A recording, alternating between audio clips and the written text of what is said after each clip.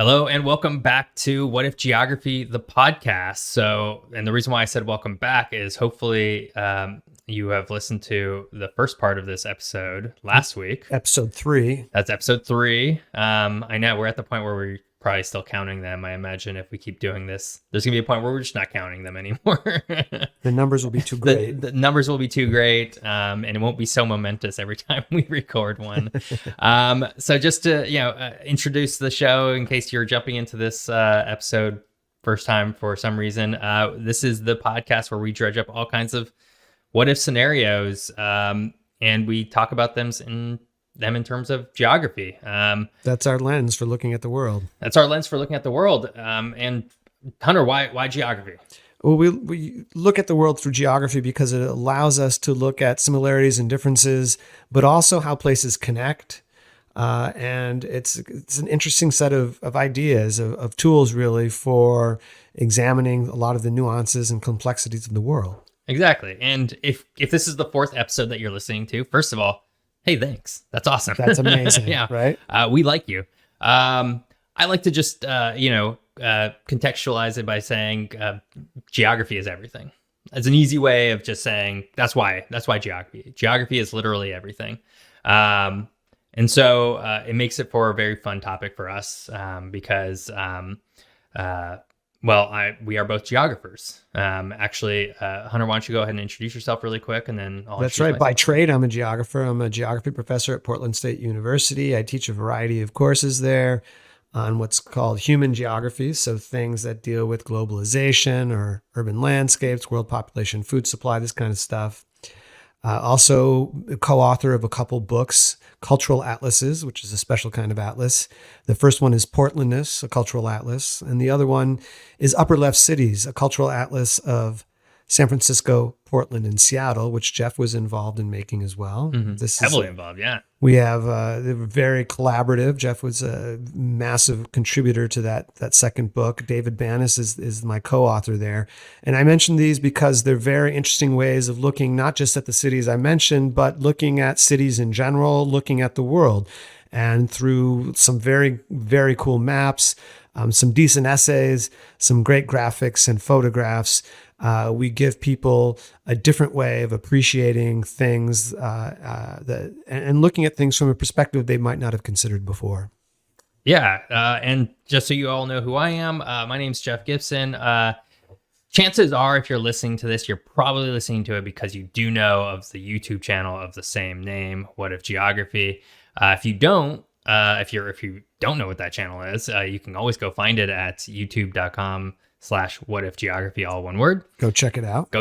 It's 8 to 12 minute episodes on basically the exact same subject. And I guess I'm the host of that show, and I'm the co-host of this podcast. I have a background in geography, and now I'm a city planner. I have a master's degree in urban planning. And really, I just love geography, and I love talking about cities. And really, city planning to me is just geography on a smaller scale. And so it's all really tied together. And actually, in fact, if you listen to a lot of my stuff, you'll probably notice a little bit of an urbanist tint to it. And that's fine. I'm recognizing that. I call it out. I guess with that, we will do a little bit of a recap because, again, it's kind of hard to just jump right back in after a week. That's right. Yeah. So what we're talking about, the big question is what happens if the world didn't have international borders. And when we convened last week, one of the things we started talking about was why we even have international borders in the first place. Like, how did we get this system? Because in the past, there were certainly borders, and we talked about the Great Wall of China and the Roman Empire and the Persians and the Egyptians who built defenses. But when we talk about international borders today, we're talking about something called the modern state system. And this is a system that has territorial integrity, which means it is a system of sovereign states that get to control what happens within these clearly demarcated borders. And the idea is that other countries, other states don't get to tell it what to do. And so that's the international system that we have today. And we talked a lot about how that system came into being. And we talked through quite a bit of history. And to sum up some of that, the movement towards this system emerged out of attempts to settle warfare and to create some stability for the major powers in Europe during the 17th century, excuse me. And then this is a system, a way of thinking about things and a way of administering the political organization of space that spread throughout the world, largely through colonialism in the 18th, 19th, and 20th century. And we talked about some treaties that, there's one, the Treaty of Augsburg in 1555 and the Treaty of Westphalia in 1648. And basically what we can take away from those for today's purposes is that it brings a system in where the rulers get to decide what happens within their own countries, their own territories. And it's a movement towards looking at hard borders as really meaningful ways of determining sovereignty and moving away from this more fuzzy frontier way of administering the political organization of space to the system of hard borders that we have today. Yeah, and I guess the only other thing I would add is that we talked a little bit about borders themselves, in that they're not really real. They're not natural, I guess we should say. They're real, but they're not natural, as you said. And they're not timeless either. They haven't always been around. Yes. And even if you have a river as an international boundary, all rivers aren't international boundaries. So somebody had the idea to choose some of them and not other ones. And that has to do with the system that we're talking about. Right. Yeah. So I guess to sort of paint that picture, at one point, a lord in Middle Age Europe would have been part of one kingdom and could have very easily switched allegiances, and in fact, a lot of them did, especially ones on the border, and become another part of another kingdom, and therefore the border would change, right? So they were very much in flux for a large portion of the time, and what it meant to, I guess, cross one was very different from what it meant. That's today. right. It's not these sort of hard border crossings where you have to show paperwork and there are documentation and controls and waiting in line and all this kind of thing. We also talked a bit about the rise of nationalism as part of that, and the idea that instead of the ruler being the state and controlling everything, and the rulers still control things, but we move towards an idea that the territory represented a group of people. And so that these borders were seen to be part of demarcating not only an area of land, but a particular group of people, sometimes called a nation. And this is the idea of the nation state, something that we critiqued a bit, but that's sort of the system. Ideally, that's the idealized system that exists today, which is that you have a place and it's a group of people and you draw a border around it. And that is the modern state system. Yeah. I mean, my key takeaway from all of this, the research and talking about it, is that borders are imaginary lines. They're just imaginary lines that we've carved up the world in. And while we've maybe put a wall here or there, or maybe it's a river sometimes, there really isn't anything there aside from a system of laws on one side or the other.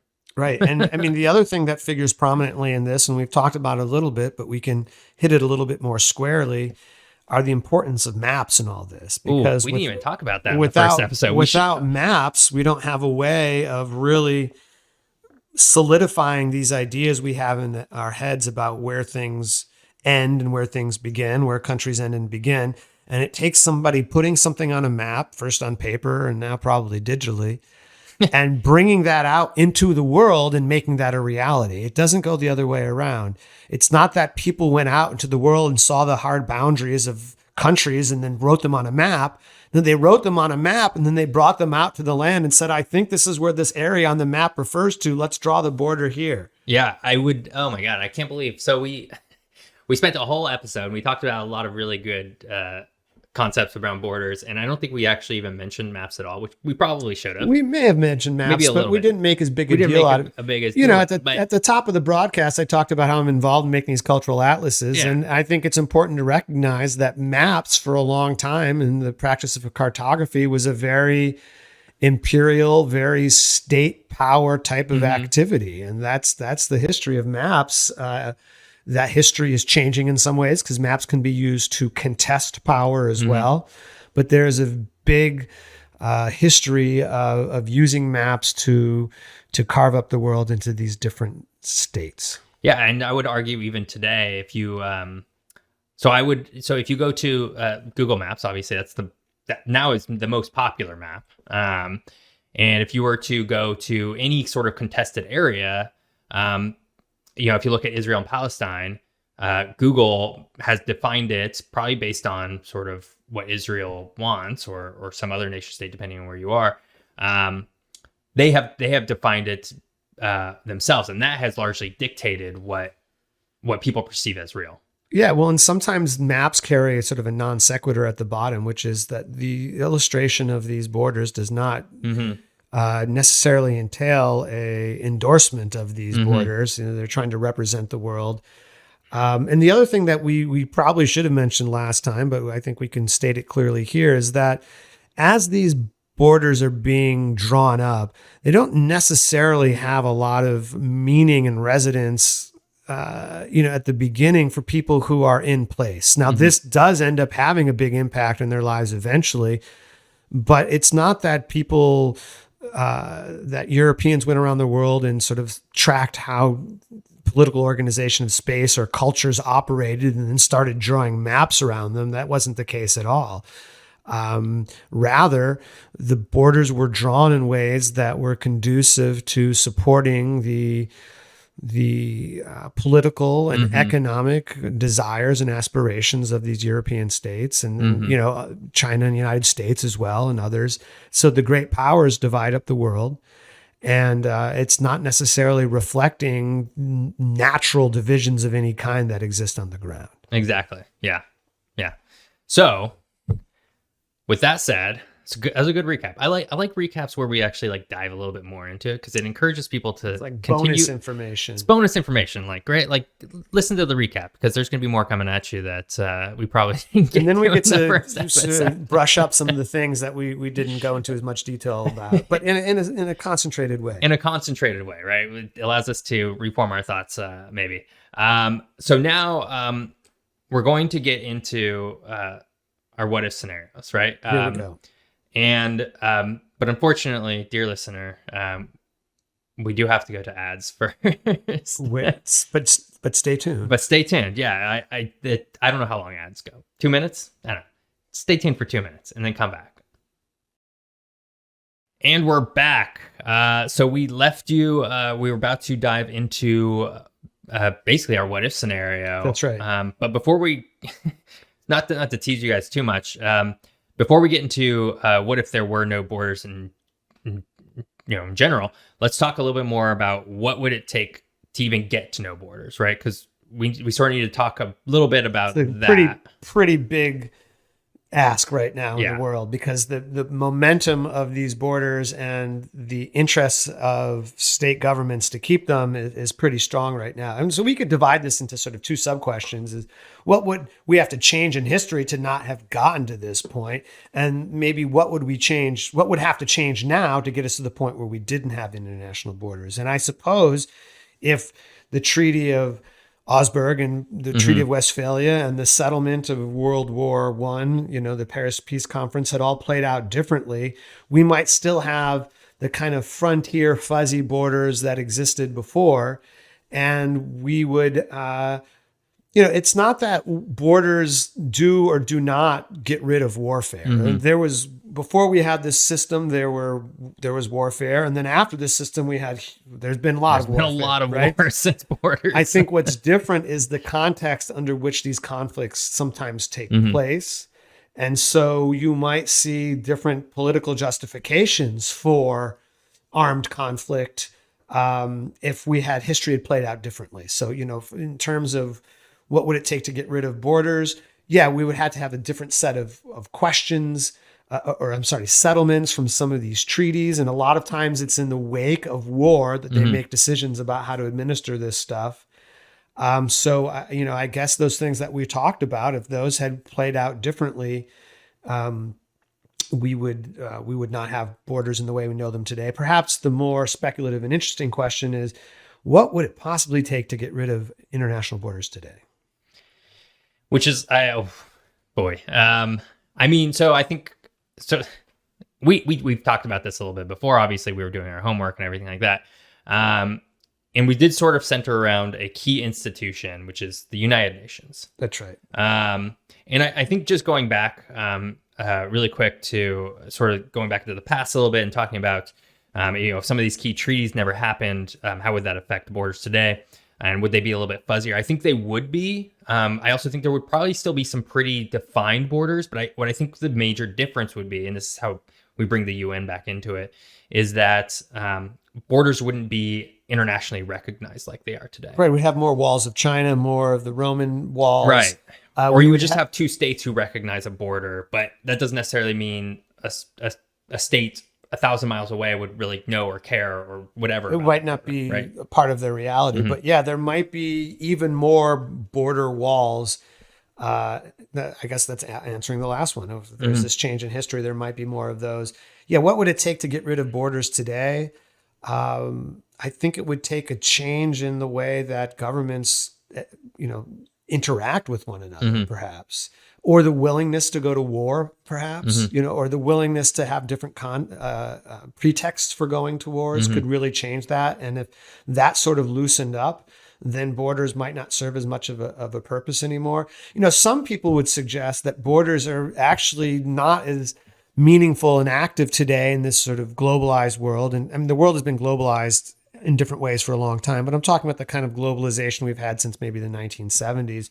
But we can point to all kinds of examples of transnational corporations not really operating in the context of borders, because they can become formed in one country and they can make their products in a number of different countries and then bring them for subassembly someplace else and then distribute them throughout the world.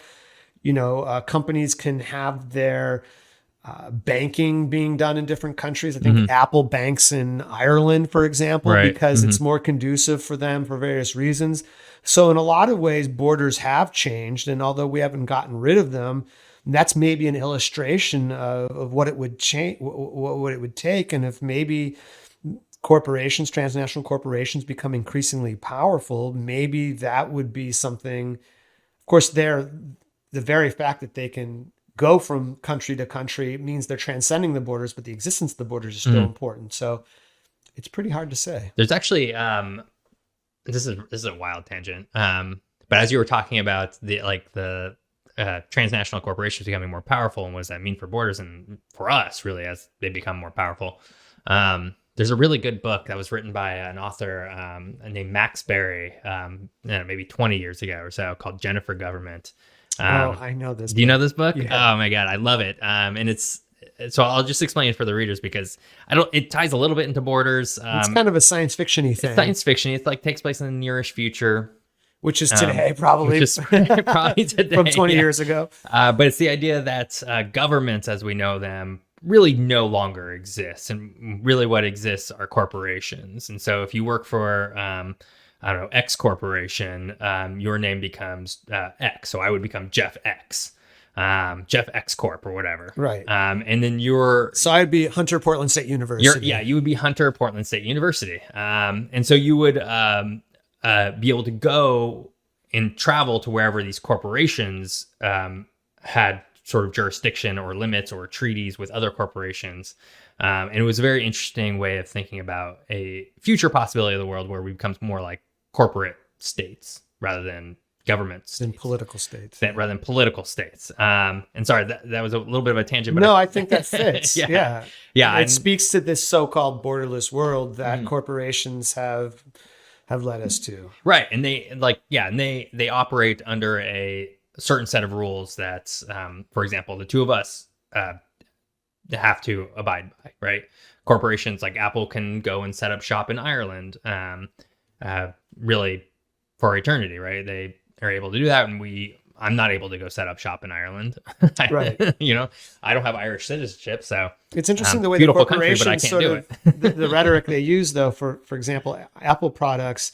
When you buy an Apple product, it says designed in Cupertino, California, right? So they're emphasizing the Cupertino-ness, the California-ness, the American-ness of this, when in fact none of these products are made in Cupertino, right? They're made in different places, and the financing happens in different places. So they choose one aspect of the creation of these products in order to market it. Right. Yeah. Yeah. I mean, yeah. So globalization really shows like a variation of the world with no borders. That's right. Right. Because if you buy a car today, I guess some cars are still made in the U.S., but even if the cars are made in the U.S., a lot of the parts aren't made in the U.S. and like they're coming from different Well, parts. they used to be. So if you 100 years ago in 1922, if you bought a General Motors vehicle, it was made in Dearborn, Michigan, or someplace like that, and it was a factory town, a company town, and everybody who went to work at that factory, whether they were in finance or management or in construction, mechanics, the people who were the CEOs, they all went to school. They all went to work in the same factory. And now we have those different parts of work globalized, right? And so, as you said, there's some construction happening here, some construction happening there. You have, they're maybe being transported on boats that are made in one place and then they're registered in another place. And then there's a captain from another country. And so it gets harder to talk about a product being a national product in this globalized world. In that sense, these borders are being transcended even today. Right. So let's go back to the United Nations, because I think that is a pivotal organization for the definition of modern borders, and how they've come to be and how they would not maybe they would still exist in some form, but without the United Nations, maybe it would be wildly different. Yeah, it's interesting. The United Nations almost famously doesn't have a whole lot of enforcement ability. Exactly. They're like, you would think about the United Nations almost as like an afterthought in a lot of ways, but the fact that countries are still invested in it enough to observe the borders of other countries suggests that it does play an important part in world politics. And so, what if that organization were to collapse upon itself for some reason or not exist?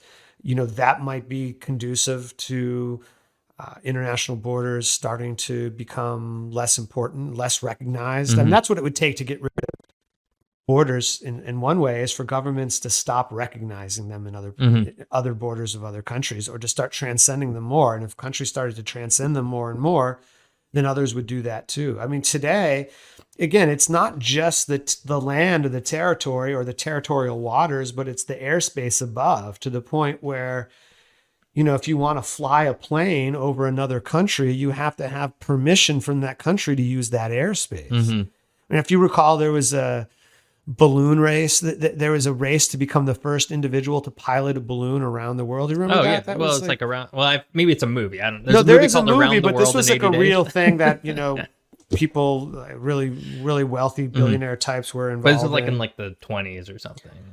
I don't know, something like that. Like the 1920s. No, I'm talking about like 15 or 20 years ago. Oh, 15 or 20. Right, oh, right. Man, I'm thinking way different. Right, you're talking about Around the World in 80 Days. Around the World in 80 Days. Right. That's what I was But I'm thinking. talking about solo flight of a balloon around the world. And there were various sort of adventurers who were trying to do this. Richard Branson, I should probably have the name of the person who actually accomplished this.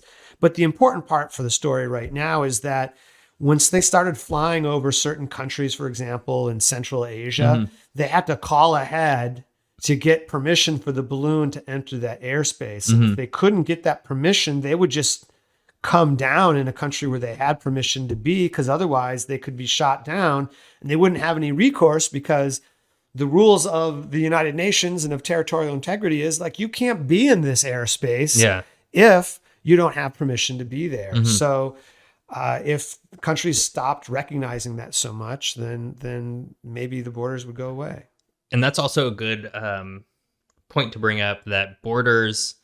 So we were talking a little bit about how borders not only exist sort of as a way to two-dimensionally separate space, I guess, for lack of a better word, right, on a map, but three-dimensionally, right, so up, and then also sometimes even beyond sort of your hardline border, which would be let's say like, I think every country gets about 200 miles off their coast. Well, so here it works a little bit differently. So you have 12 miles away from the coastline of a country is considered to be the territorial waters of that country. Now, obviously, sometimes there would be times when two countries that would be a conflict, and there's international conventions that dictate what would happen in those cases. But generally speaking, off the coast of, say, Oregon, for example, for 12 miles, the United States, that's part of the United States. That's the territory of the United States. The rules, the laws of the United States or whatever other country apply there. From 12 miles to 200 miles is a special category called the economic exclusive zone. Yeah, exclusive. Or the exclusive economic zone. Something like that. Yeah. One of those two. Yeah. And in that case, the country doesn't have sovereignty there. The laws don't necessarily apply, but that country has the exclusive rights to the so-called resources that exist there. So that means fisheries, that means oil, and then beyond that is international waters where anything goes. Right. Famously, you could go out there and marry your gopher or something. Right. There's the monkey knife fights that go on, this kind of stuff. Yeah. But I think it proves that borders, again, like we've talked about how borders are sort of imaginary, but how they do still exist. And typically, we've talked a little bit about laws, one area to the next where things could happen. But there's also these other areas where there's still kind of borders, or at least, but they're quite invisible. Or they only apply to certain things like, exclusive economic zones or economic exclusive zones, whatever they are. These are being contested in various ways. Some countries think it's the continental shelf because they have a big continental shelf off their continent and they'd like more area. Very famously in the South China Seas right now, there's an enormous amount of conflict because the way that the UN dictates that this should all work and the way that we were just sort of talking about conflicts with the claims that China has. And so there is a lot of heightened alert around this area based on this breaking down. And so that's maybe an example of how these borders are breaking down a little bit, is you start to have country who's saying, no, I'm going to we are going to define, not that countries can talk, but the governments, the individuals associated with governments are the people who are talking, saying that, no, that's not the border. The border is this. And so getting rid of borders might be a matter of enough conflicts over borders, particularly involving really big powers in the world, to get them to mean less and maybe go away. Yeah. And so, again, going back to the United Nations, it is, if that went away, that's probably one way where borders would become a little more gone. They would be fuzzy, right? Fuzzy, yeah. Yeah, and again, so, all right, let's get into it. Yeah. What would happen if there were no international borders? For some countries, they would still, that doesn't mean that the United States would say, oh, there's no international borders. Well, then we're not going to build a wall between Mexico and the United States. In fact, it might embolden some countries to be even more invested to physically separate them, because that mechanism of international law or international convention isn't there. Which, just to go back to history a little bit, that's the Great Wall of China, right? There was no... Right. They needed something very physical. Right, because there was no international system. There's no international system. Yeah. Right. Now, I mean, there are other places, and there's all kinds of border conflicts throughout the world. And there are some parts of the world that are long border regions, borderlands, we could say, that are heavily armed. One of these is between India and Pakistan. And Kashmir is this area that's highly disputed, a very mountainous area that's disputed. And there are in these mountainous areas, there are troops and lights, and it is very charged. So what you might see is even more militarization of certain borders because these international conventions didn't exist. Now, some of these places exist in the world already. You might speculate that they might proliferate if borders went away. Right. Yeah, and I think that's certainly true of probably the U.S.-Mexico border. Right. Now, and you can tell a lot about the relations with the country and the politics because of their borders. And the border between Mexico and the United States looks a bit different than the border between Canada and the United States. Exactly, yeah. And, maybe those countries would still want to try to have a border crossing. but would that be, it's easy to enforce? Would people, the question we're really leading towards here, are people going to be able to go wherever they want all of a sudden? And just, I always find this really funny because if you go, for those of you who live on the West Coast and have been to both the California Tijuana, or sorry, the San Diego Tijuana border and the Washington, British Columbia border, those are two very different feeling borders. If you go to the one in Washington, between Washington and British Columbia, U.S., Canada up in north, there's it's like there's an archway. It's called the Friendship Arch. The Friendship Arch. Yeah. I was going to say the Peace Arch, but you're right. It is the Friendship Arch. It's beautiful. It's like there's like a big grass area. People heavily are like manicured, grassy area. People are wandering around and sort of like they can go and explore a little bit, and they can sort people of are still lounge being around. questioned as they They're wait still in their being cars to questioned. go back and forth. But unlike the other border you talked about between San Diego and Tijuana, It's- there's not barbed wire and chain link fence, and it's a different scenario. It's a very different scenario. It feels a lot different. One feels a lot more, for lack of a better word, controlled. That's not to say you can just They're drive both right into controlled, Canada, but yeah, one feels very harsh and one has the Friendship Arch. exactly. The context of both are very wildly different. Let's start talking about migration and migration patterns. But first, I think I know what's going to happen. as always, let's talk a little bit more about ads and the people who sponsor our show and allow us to do what we're doing. And we'll come back after We'll come that. back. All right, let's do some ads. And we're back.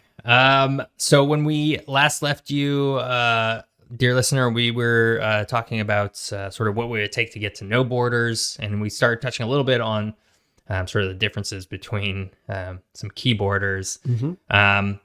Let's talk a little bit about, okay, there are no more borders. I think the big question a lot of people have is, how would that change migration? Right. No, I think that's the big question most people have. Right. And I think naturally, right? Yeah. That's something that we're dealing with today in a lot of different contexts globally, right? The migration of people, and how they get into places or are not able to get into places. Well, there are places in the world where there are less border controls than other places in the world. And I'm thinking specifically of European countries that have signed on to something called the Schengen Agreement. So the Schengen Agreement permits sort of the free movement of people. So it still has a lot of limitations. There aren't necessarily checkpoints, but there still can be authorities looking at people, profiling people. So it's not quite fair to say that there's free movement of people. However, it's not quite the same as many of the border crossings in other places in the world. So, would that kind of analog come into effect in different parts in the world?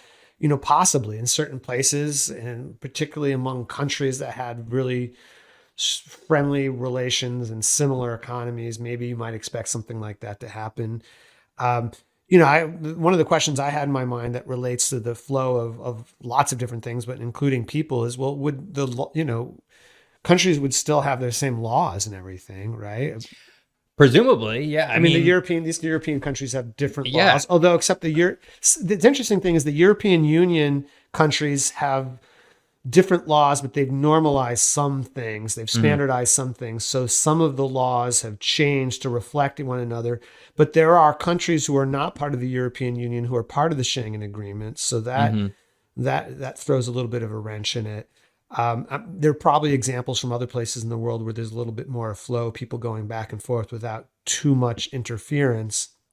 But if we look at the number one reason that people move from one part of the world to the other, and there's conflict, right? That's not the number one reason, but that's one of the most important reasons that people go, because they're fleeing persecution, they're fleeing warfare, but it's to seek economic opportunity, right? And so one of the things that comes to my mind is that people would be going to places where they perceive there to be more economic opportunity. And it might not necessarily be the absolute wealthiest countries in the world, but it would be places where they could get to, afford to get to, and have a better way of making a living to support their families and their relatives. right.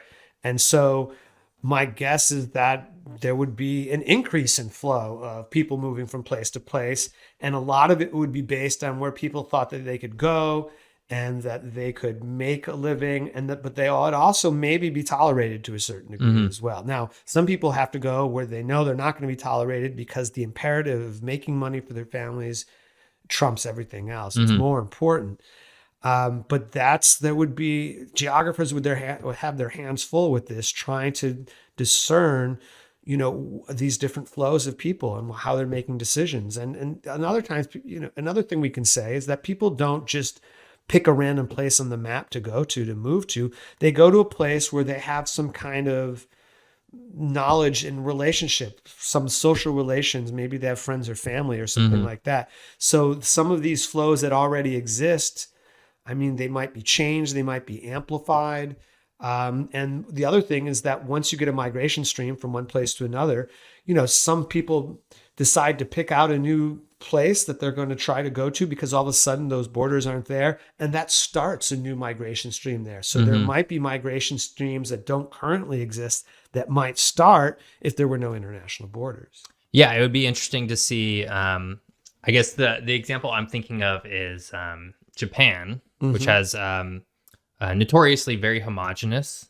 Right, compared to most places, that's, I think, a fair statement. Yeah. It's probably, I mean, there are people from many nationalities who live in Japan, but compared to many other countries, probably less so. But the interesting part about Japan is that there's actually a large portion of Japanese people who are now living elsewhere.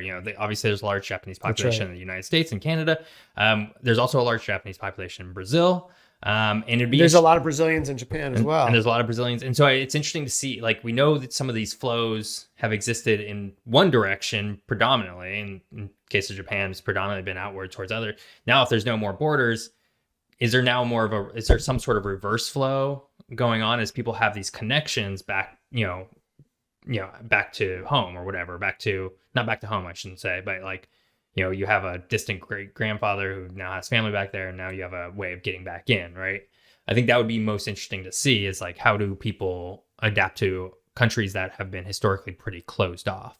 Yeah, no, that's a really good point. And Japan, up until the 1800s, was fantastically closed off. Now, of course, there's, we can say that, part of Japan is Okinawa, and Okinawans are not Japanese in the traditional, and they're Japanese citizens, but they're a different nation, you might say, as we've been talking about. So it'd be interesting to see how people start to define themselves as well, a little bit differently. And what these relationships between countries that used to control their territories ended up being. And again, maybe that gets ruptured a little bit. I mean, there's a lot of migration from, Algeria to France, for example, and would that suddenly look differently because the borders would be more open and maybe more conducive to choosing a different place to go? Right. And I think to talk about it, at least in the U.S. context, which I'm always going to bring out to because that's where I'm at. But we have obviously a lot of people come up here from Central America and from Mexico for very rightful reasons, right? They need economic means, or simple survivability means. And then once they get here, a lot of them are undocumented, and that restricts their movement, right? That's right. And so that prevents them from going back. That can prevent. That's right. Right. And so is there a lot more back and forth? Is there a lot more back and forth? Right. Is there more just mobility in general where somebody could move up here for 6 months and then go back to wherever, or move to Germany for 6 months and then go back to wherever, or that kind of idea.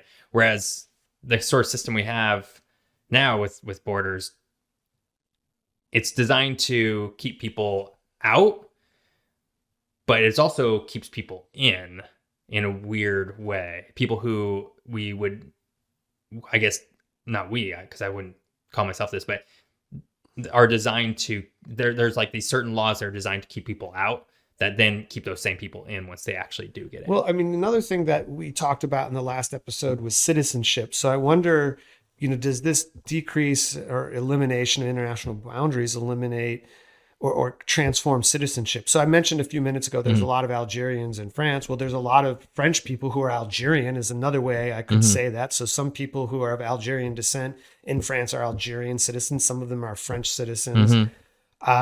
Would it be easier I want to make sure I clarified that, would it be easier to become a citizen of different parts of the world if this were to change? Yeah. And that would necessitate perhaps a change in the way that countries allow people to become citizens. And that, of course, is different from country to country. Right? And in the United States, you can become a member of you can be a citizen of the United States. You have to take a test, and you have to pay a fair amount of money. And so it'll be interesting to see if whatever precipitated these changes and the elimination of borders also precipitated some kind of change in citizenship, and whether you could become a citizen with the full rights of a particular territory might be a determining factor for people deciding if the world were truly open in that way, where they wanted to go. And so the laws of these countries, of various countries, might become even more important as a means of deciding where people wanted to go. Right.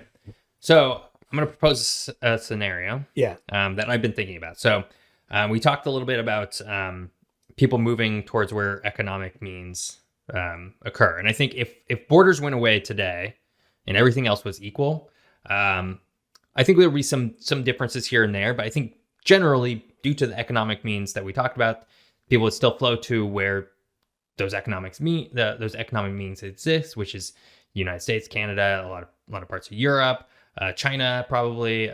These South Korea, Japan, right? Some aspects places where the economies are where there's wealthy economies. Wealthy economies, yeah. But let's remove that aspect. Let's say, we live in a remote world. Everything, all else being equal, you can live anywhere and work anywhere and do any of that. It's some sort of weirdly maybe kind of utopian future. Where do people go at that point? Because I think if I'm thinking about it in terms of a what if scenario, I don't see a lot of people still moving to places that are historically north.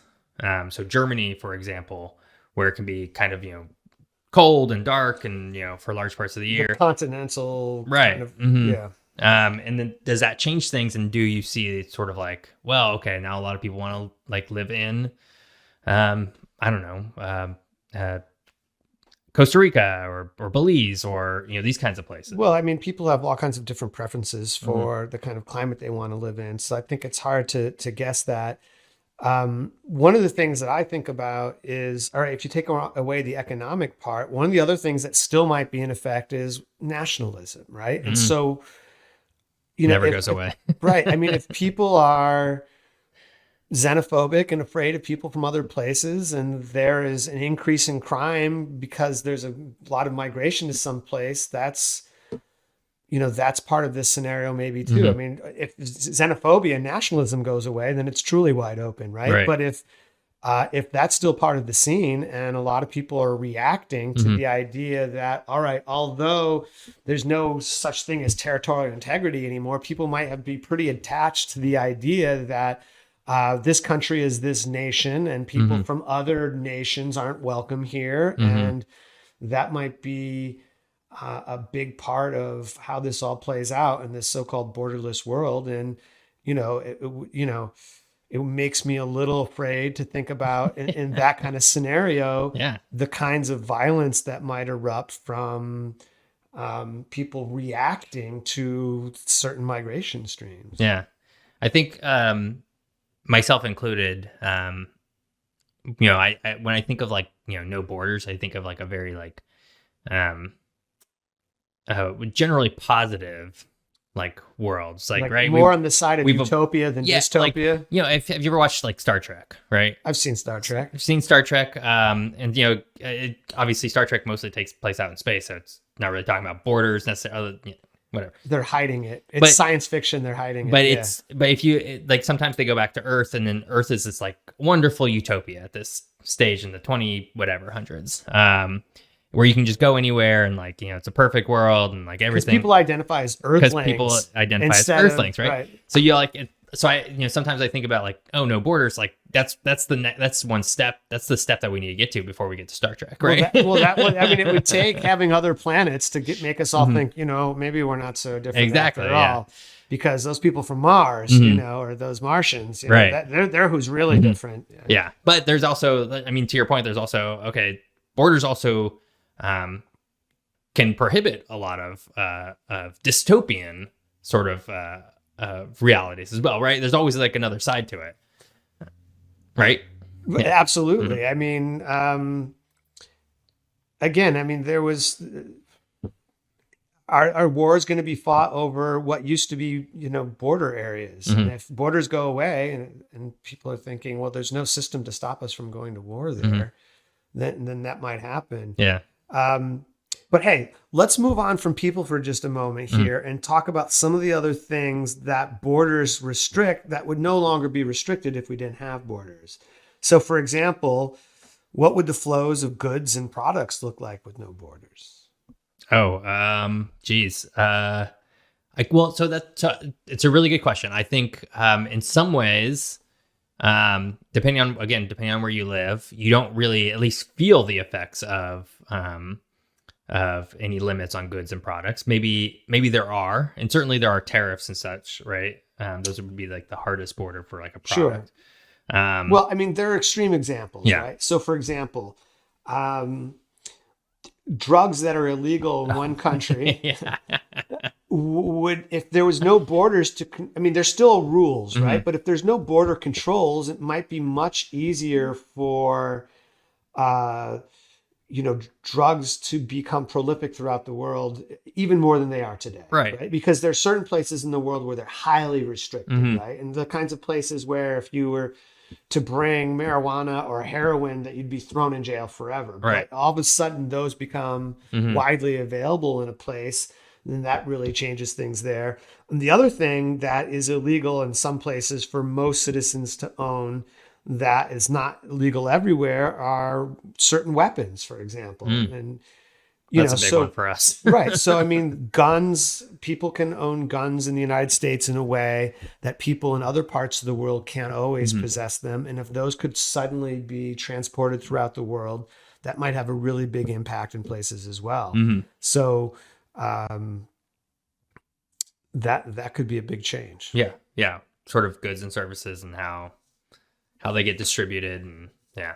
Absolutely. Yeah, certainly the weapons one is a big one. I was actually just reading about Canada trying to implement increased customs and control or whatever, because a lot of guns are flowing into Canada from the US, right? So they're identifying that as a problem. Obviously, we have more guns than we have people, and therefore, if somebody wants a gun in Canada, it's probably easier for them to get it here. Illegally or legally, I'm not really sure. Yep. And then you can just sort of bring it over, right? And now Canada's like, well, we have to sort of stop that because they have very strict laws on weapons, or at least stricter laws. That's right.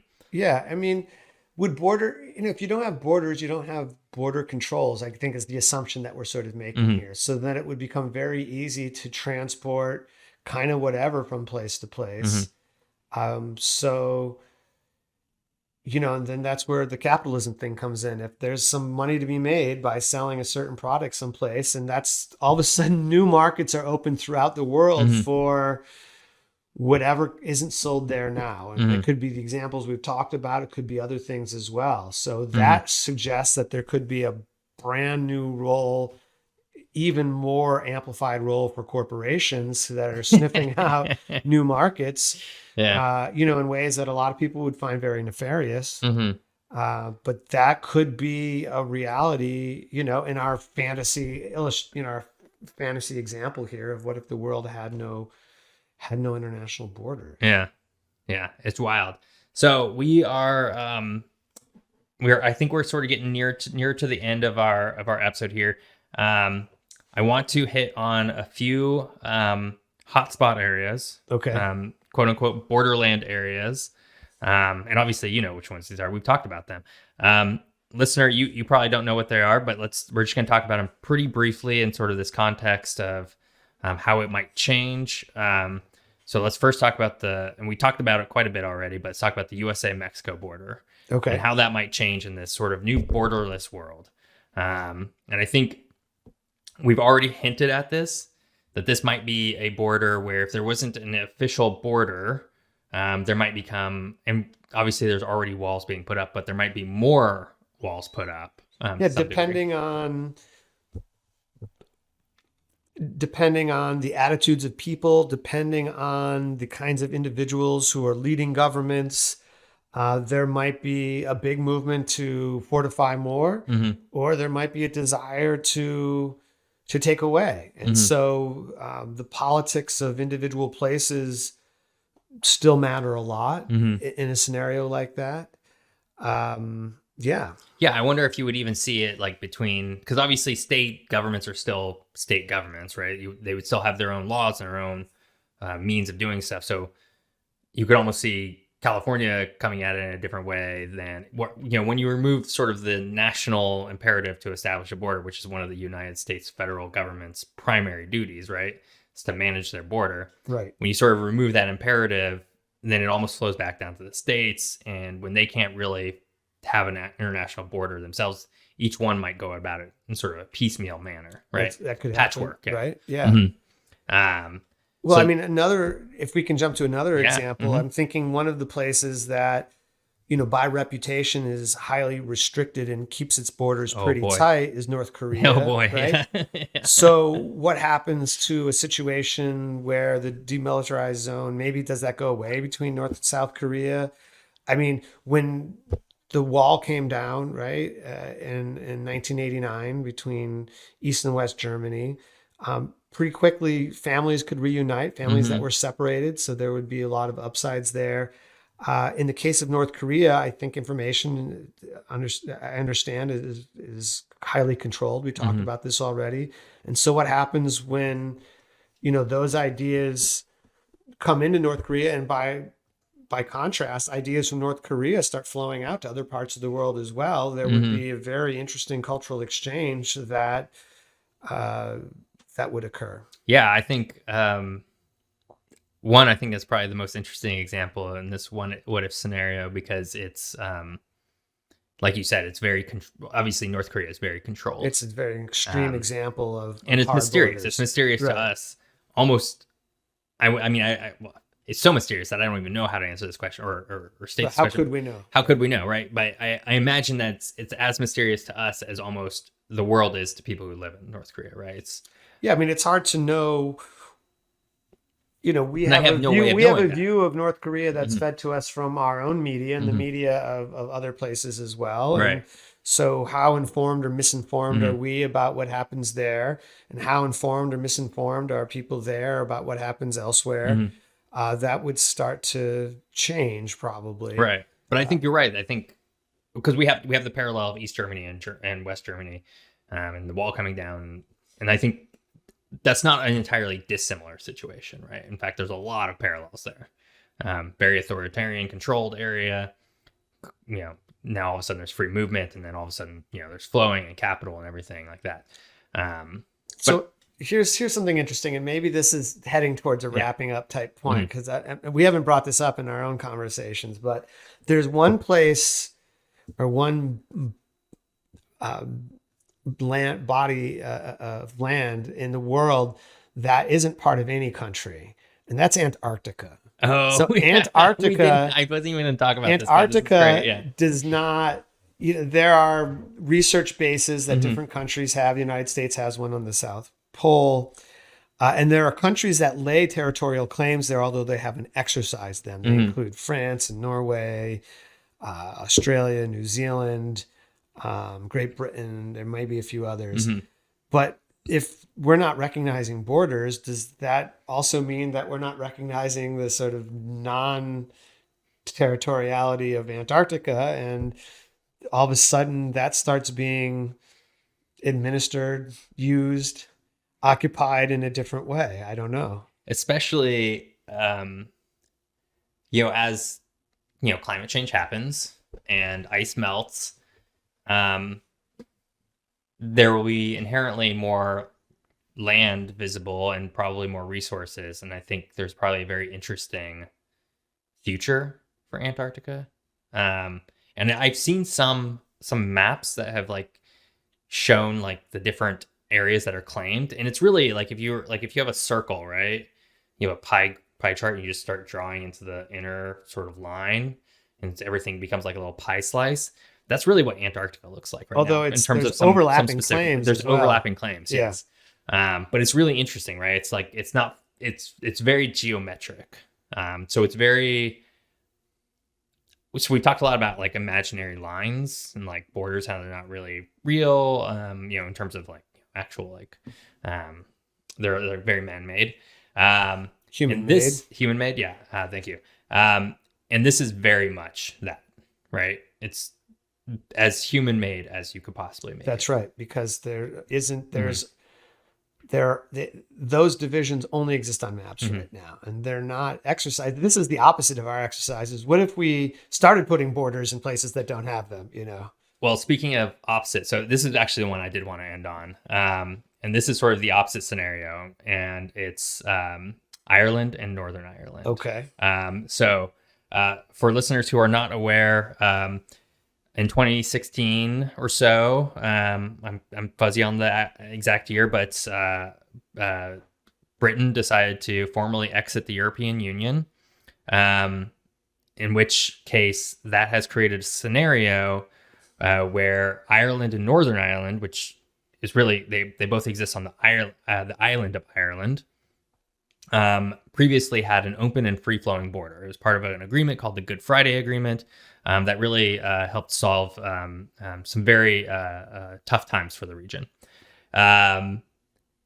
Now, however, there are a lot of questions as the United Kingdom has to figure out how to keep that border open due to that Good Friday Agreement, while also not being part of the European Union anymore and requiring more formal boundaries, right? So it's almost it's a restoration of a hard border in a certain way, or at least the imagination of how that would happen. It's the reverse of sort of what we're talking about. It's a very interesting situation. Right, because Northern Ireland is part of Great Britain. Northern Ireland is part of Great Britain, yeah. And that's there's the Republic of Ireland. It's the Republic of Ireland, yep. And yeah, with all of the efforts that went into establishing this open border, all of a sudden be done away with because of the need for the UK to put up a formal border with the one part of the former European Union which it actually touches. Right. Yeah, and it's interesting too because for a lot of reasons. So for one, Northern Ireland and Scotland voted a pretty majority to stay within the European Union, right? Those two regions. Right. Obviously, they're both very small compared to England, right? England has the bulk of the population. So there's that interesting play where Northern Ireland definitely wants, they want to stay connected to Ireland. At the same time, however... Oh, hold on, back up for a second.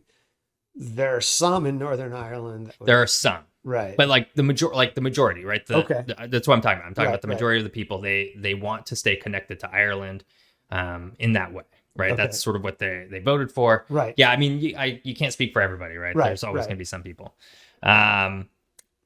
However, one of the issues that is sort of becoming the real issue is that people are getting around the hard borders that the UK has now set up by first flying into Dublin and then just trucking it right up into Northern Ireland. I see.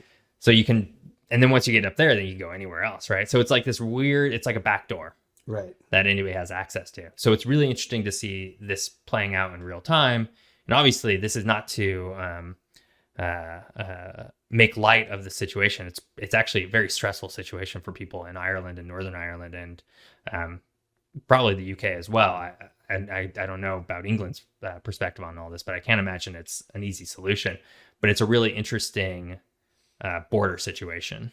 Mm-hmm. Well, and these examples all speak to just how heightened international borders can be.